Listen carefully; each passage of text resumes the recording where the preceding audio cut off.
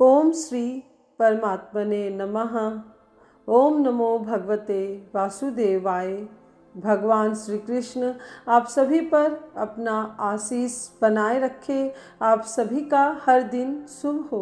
आप सभी का मेरे YouTube चैनल स्पिरिचुअल जर्नी 75 में हार्दिक स्वागत है। आज के वीडियो में आप सुनेंगे पद्म पुराण के उत्तरखंड के विषय 200 को, जिसमें भगवत स्मरण का प्रकार, भक्ति की महत्ता, भगवत तत्व का ज्ञान, प्रारब्ध कर्म की प्रबलता तथा भक्ति योग का उत्कर्ष। यदि आपने अब तक स्पिरिचुअल जर्नी 75 चैनल को सब्सक्राइब नहीं किया है तो अभी करें, जिससे ये पावन और पारलौकिक कथाएं आपको सबसे पहले मिल सके। यदि आप आज पहली बार पद्म पुराण की कथा सुन रहे हैं तो आप सभी से विनम्र निवेदन है कि इससे पहले के भी सभी अध्याय जरूर सुनिएगा। अब आइए कथा का शुभ आरंभ करते हैं। श्री पार्वती जी ने पूछा, प्रभो, अविनाशी भगवान वासुदेव का स्मरण कैसे करना चाहिए? श्री महादेव जी बोले, देवेश्वरी, मैं वास्तविक रूप से भगवान के स्वरूप का साक्षात्कार करके निरंतर उनका स्मरण करता रहता हूँ। जैसे प्यासा मनुष्य बड़ी व्याकुलता के साथ पानी की याद करता है, उसी प्रकार मैं भी आकुल होकर श्री विष्णु का स्मरण करता हूँ। जिस प्रकार सर्दी का सताया हुआ संसार अग्नि का स्मरण करता है, वैसे ही देवता, पितर, ऋषि और मनुष्य निरंतर भगवान विष्णु का चिंतन करते रहते हैं। जैसे पतिव्रता नारी सदा पति की याद किया करती है, भय से आतुर मनुष्य किसी निर्भय आश्रय को खोजता फिरता है। धन का लोभी जैसे धन का चिंतन करता है और पुत्र की इच्छा रखने वाला मनुष्य जैसे पुत्र के लिए लालायित रहता है, उसी प्रकार मैं भी श्री विष्णु का स्मरण करता हूँ। जैसे हंस मानसरोवर को, ऋषि भगवान के स्मरण को, वैष्णव भक्ति को, पशु हरी हरी घास को और साधु पुरुष धर्म को चाहते हैं, वैसे ही मैं श्री विष्णु का चिंतन करता हूँ। जैसे समस्त प्राणियों को आत्मा का आश्रयभूत शरीर प्रिय है, जिस प्रकार जीव अधिक आयु की अभिलाषा रखते हैं, जैसे भ्रमर पुष्प को, चक्रवाक सूर्य को और परमात्मा के प्रेमी जन भक्ति को चाहते हैं, उसी प्रकार मैं भी श्री विष्णु का स्मरण करता हूँ। जैसे अंधकार से घबराए हुए लोग दीपक चाहते हैं, उसी प्रकार साधु पुरुष इस जगत में केवल भगवान के स्मरण की इच्छा रखते हैं। जैसे थके मांदे मनुष्य विश्राम, रोगी निद्रा और आलस्यहीन पुरुष विद्या चाहते हैं, उसी प्रकार मैं भी श्री विष्णु का स्मरण करता हूँ। जैसे सूर्यकांत मणि और सूर्य की किरणों का संयोग होने पर आग प्रकट हो जाती है, उसी प्रकार साधु पुरुषों के संसर्ग से श्री हरि के प्रति भक्ति उत्पन्न होती है। जैसे चंद्रकांत मणि चंद्र किरणों के संयोग से द्रवीभूत होने लगती है, उसी प्रकार वैष्णव पुरुषों के संयोग से स्थिर भक्ति का प्रादुर्भाव होता है। जैसे कुमुदनी चंद्रमा को देखकर खिल जाती है, उसी प्रकार भगवान के प्रति की हुई भक्ति मनुष्यों को सदा मोक्ष प्रदान करने वाली है। भक्ति से, स्नेह से द्वेष भाव से, स्वामी सेवक भाव से अथवा विचार पूर्वक बुद्धि के द्वारा जिस किसी भाव से भी जो भगवान जनार्दन का चिंतन करते हैं, वे इस लोक में सुख भोग कर अंत में श्री विष्णु के सनातन धाम को जाते हैं। भगवान विष्णु का महात्म्य अद्भुत है। उस पर विचार करने से रोमांच हो आता है। भगवान का जैसे तैसे किया हुआ स्मरण भी मोक्ष दिलाने वाला है। बढ़े हुए धन से, विपुल बुद्धि से भगवान की प्राप्ति नहीं होती। केवल भक्ति योग से ही क्षण भर में भगवान का अपने समीप दर्शन होता है। भगवान अपने समीप रहकर भी दूर जान पड़ते हैं। ठीक उसी तरह जैसे आँखों में लगाया हुआ अंजन अत्यंत समीप होने पर भी दृष्टिगोचर नहीं होता।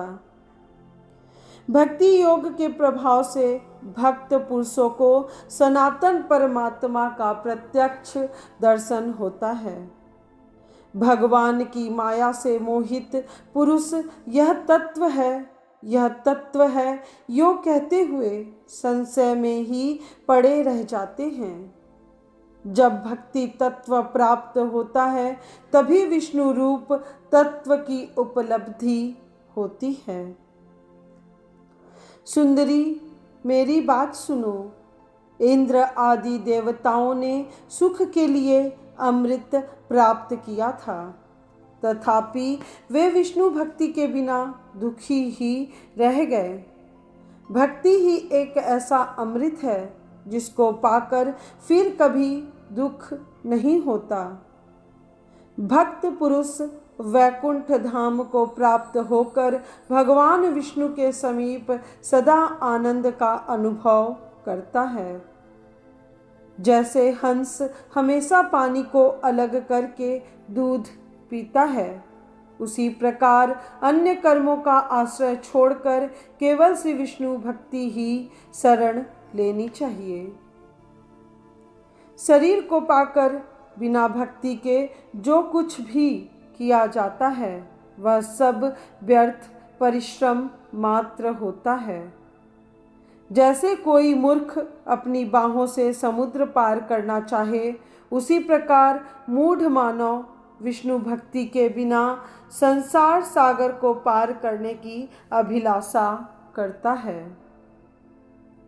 संसार में बहुत तेरे लोग ऐसे हैं जो दूसरों को उपदेश दिया करते हैं, किंतु जो स्वयं आचरण करता हो ऐसा मनुष्य करोड़ों में कोई एक ही देखा जाता है।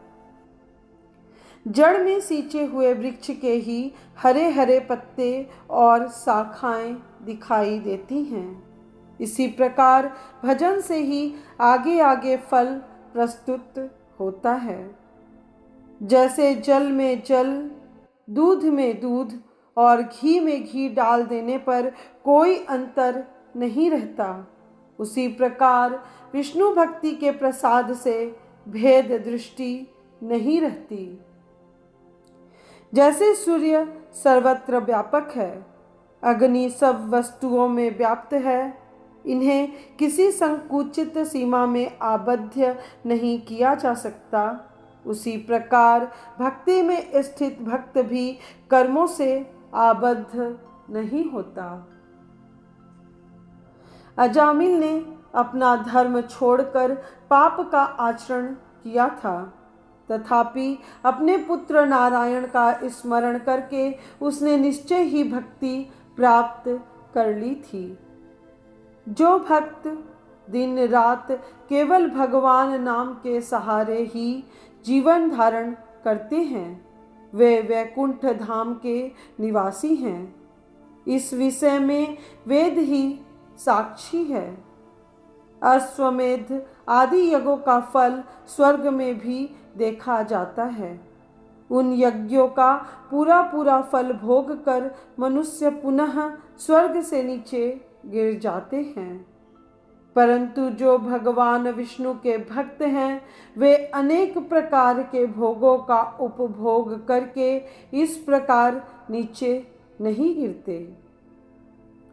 वैकुंठ धाम में पहुंच जाने पर उनका पुनरागमन नहीं होता।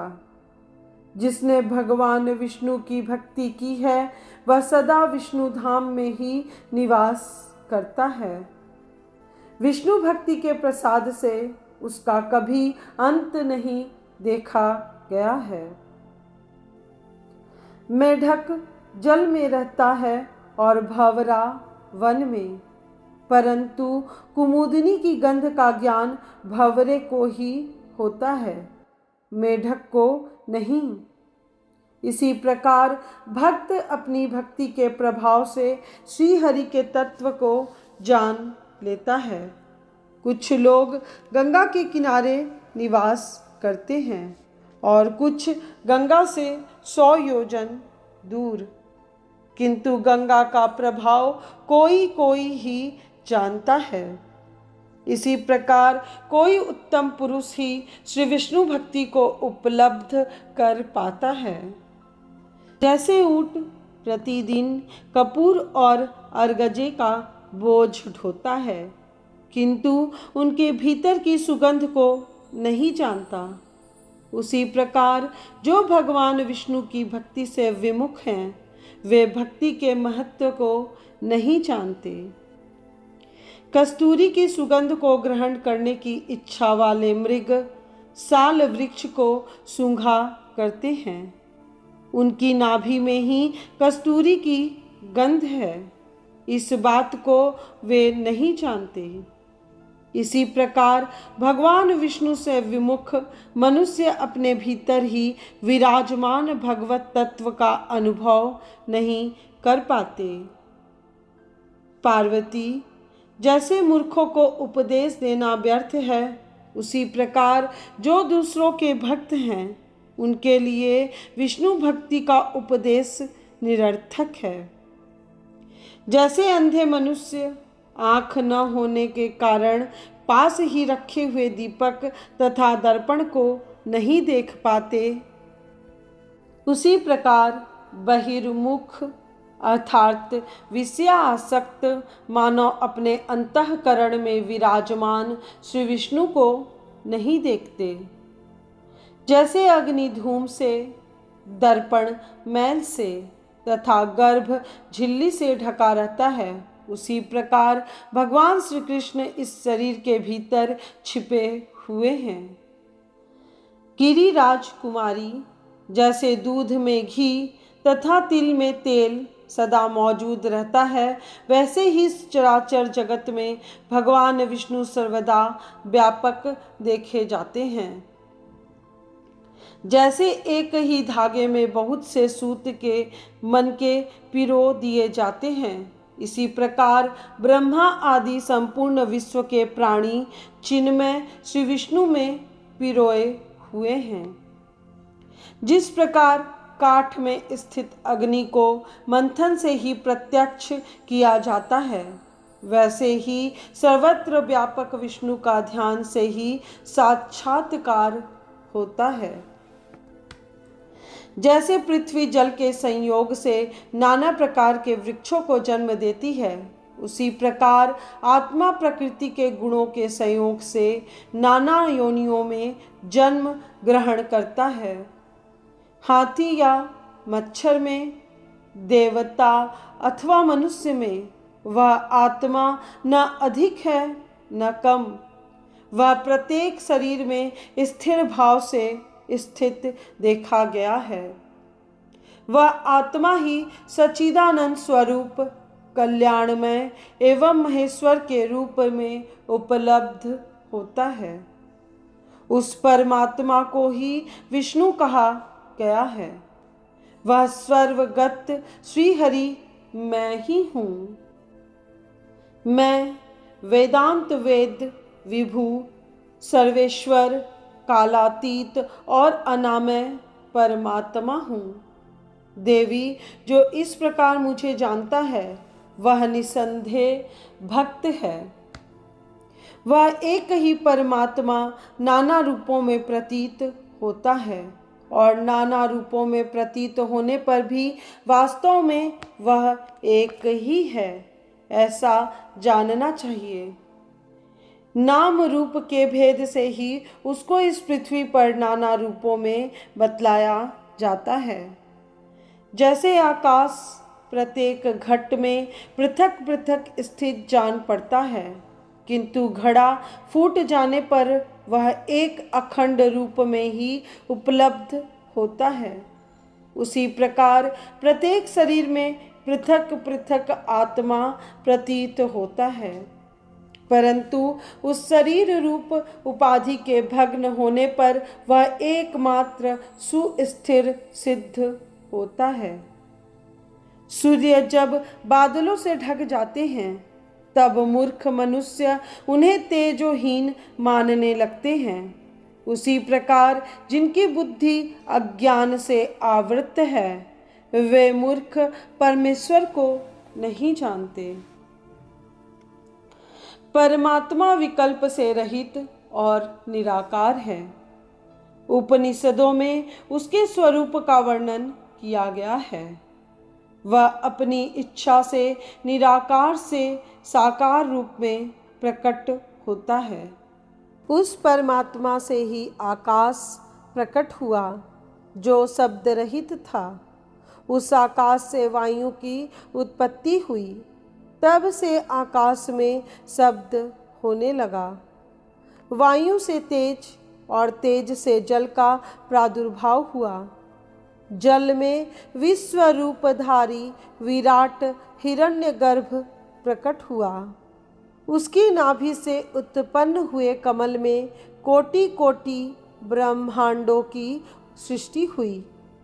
प्रकृति और पुरुष से ही तीनों लोकों की उत्पत्ति हुई तथा उन्हीं दोनों के संयोग से पांचों तत्वों का परस्पर योग हुआ।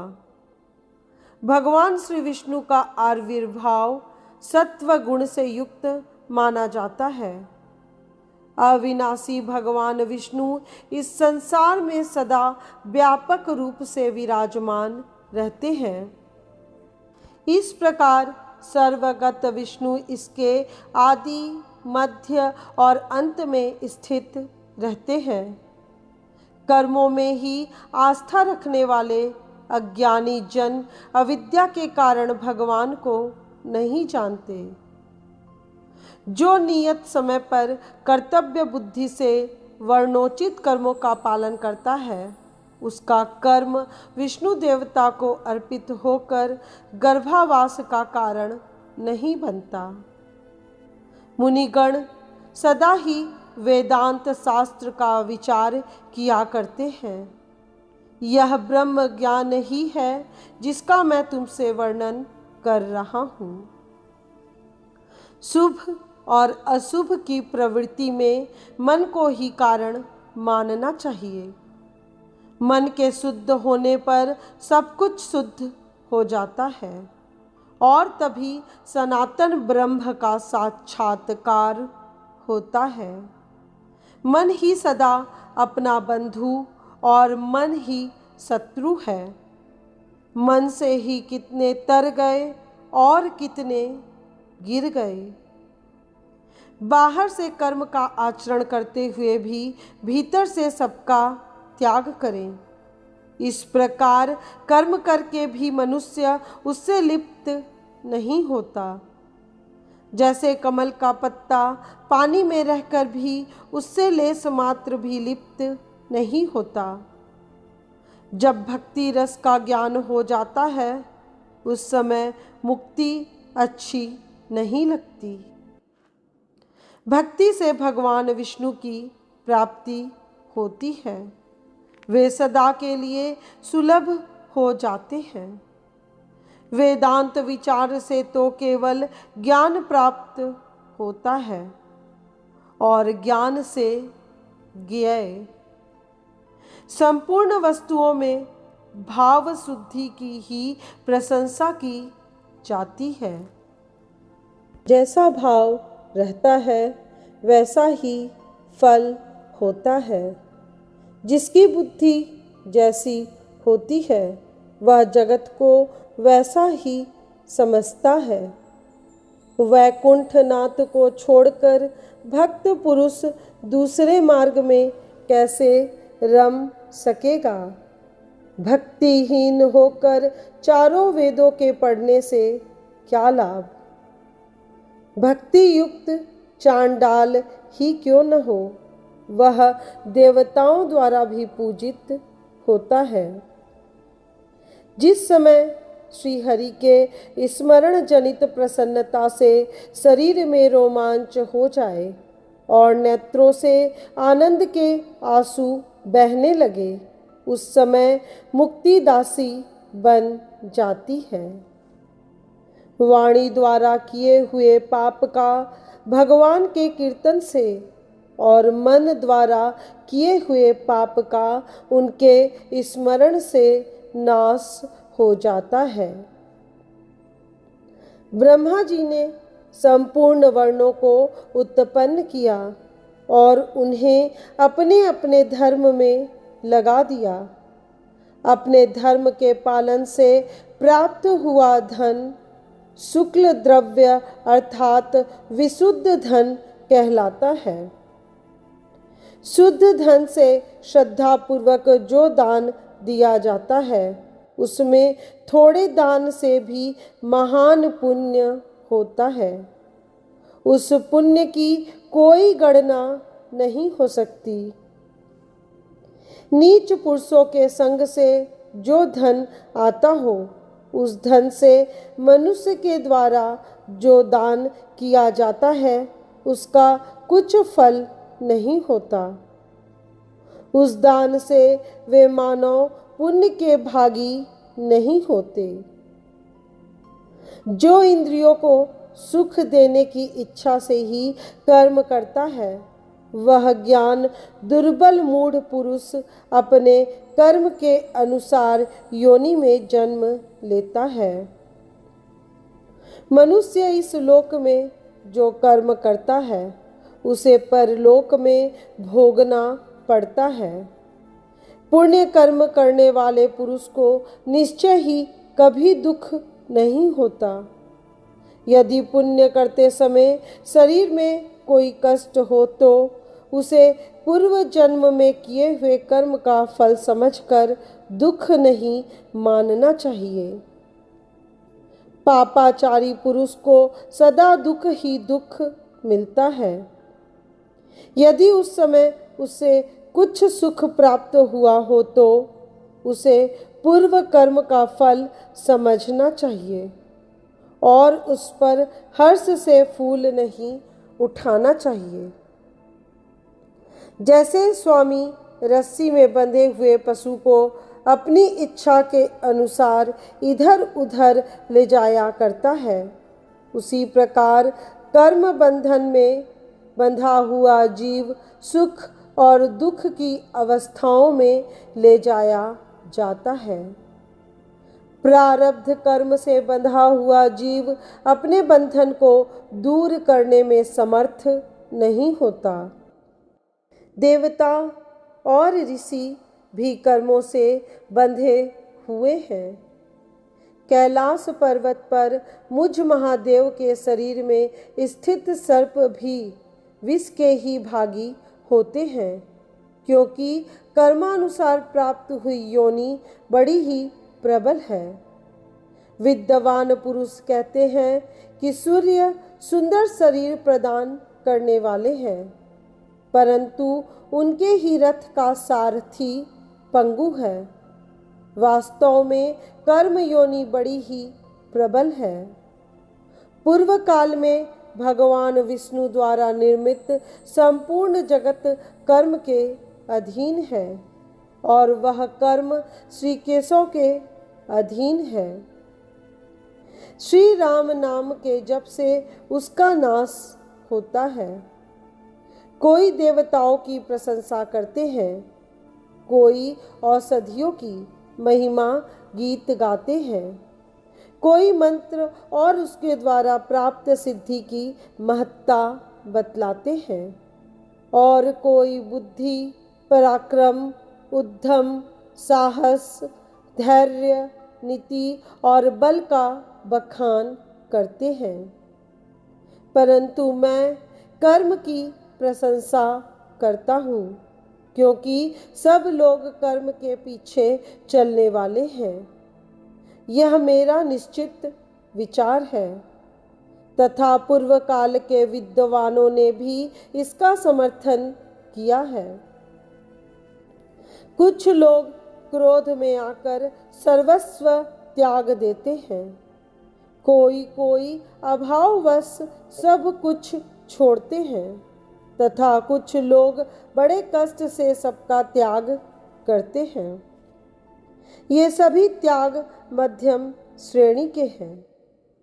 अपनी बुद्धि से खूब सोच विचार कर और क्रोध आदि के वशीभूत न होकर श्रद्धापूर्वक त्याग करना चाहिए। जो लोग इस प्रकार सर्वस्व का त्याग करते हैं, उन्हीं का त्याग उत्तम माना गया है। योगाभ्यास में तत्पर हुआ मनुष्य यदि उसमें पूर्णता न प्राप्त कर सके अथवा प्रारब्ध कर्म की प्रेरणा से वह साधन से विचलित हो जाए, तो भी वह उत्तम गति को ही प्राप्त होता है। योग भ्रष्ट पुरुष पवित्र आचरण वाले श्रीमानों के घर में जन्म लेता है अथवा ज्ञानवान योगियों के यहाँ द्विज कुल में जन्म ग्रहण करता है तथा वहाँ थोड़े ही समय में पूर्ण योग सिद्धि प्राप्त कर लेता है। तत्पश्चात वह योग एवं भक्ति के प्रसाद से चिदानंदमय पद को प्राप्त होता है। जैसे कीचड़ से कीचड़ तथा रक्त से रक्त को नहीं धोया जा सकता, उसी प्रकार हिंसा प्रधान यज्ञ कर्म से कर्म जनित मल कैसे धोया जा सकता है। हिंसा युक्त कर्म में सकाम यज्ञ कर्म बंधन का नाश करने में कैसे समर्थ हो सकता है। स्वर्ग की कामना से किए हुए यज्ञ स्वर्ग लोक में अल्प सुख प्रदान करने वाले होते हैं। कर्म जनित सुख अधिक मात्रा में हो तो भी वे अनित्य ही होते हैं। उनमें नित्य सुख है ही नहीं। भगवान श्री हरि की भक्ति के बिना कहीं भी नित्य सुख नहीं मिलता। जो भगवान सृष्टि करते हैं, वे ही संहारकारी और पालक कहलाते हैं। भगवान श्री कृष्ण, मैं सैकड़ों अपराधों से युक्त हूँ, मुझे यहाँ से अपने परम धाम में ले चलिए। मुझ अपराधी पर कृपा कीजिए। आपने व्याध को मोक्ष दिया है, कुब्जा को तारा है, मुझ पर भी कृपा दृष्टि कीजिए। योगी जन सदा आपकी महिमा का गान करते हैं। आप परमात्मा जनार्दन अविनाशी पुरुष और लक्ष्मी से संपन्न हैं। आपका दर्शन करके कितने ही भक्त आपके परम पद को प्राप्त हो गए। जो लोग इस दिव्य विष्णु स्मरण का प्रतिदिन पाठ करते हैं, वे सब पापों से मुक्त हो श्री विष्णु के सनातन धाम में जाते हैं। जो भगवान विष्णु के समीप भक्ति भाव से भावित बुद्धि द्वारा इसका पाठ करते हैं, वे इस लोक में सुख भोग कर अंत में परम पद को प्राप्त होते हैं। आज की यह कथा यही पूर्ण हुई। चैनल के अगले वीडियो में आप अवश्य सुनिए पद्म पुराण के उत्तरखंड के विषय 201 को, जिसमें पुष्कर आदि तीर्थों का वर्णन किया गया है। यदि आज का वीडियो आपको जरा भी पसंद आया हो, अच्छा लगा हो तो अपने भाई बंधुओं और मित्रों के साथ शेयर कीजिए। ऐसे ही ब्रह्म ज्ञान युक्त दिव्य कथाओं को सुनते रहने के लिए आपके अपने इस चैनल को सब्सक्राइब कीजिए।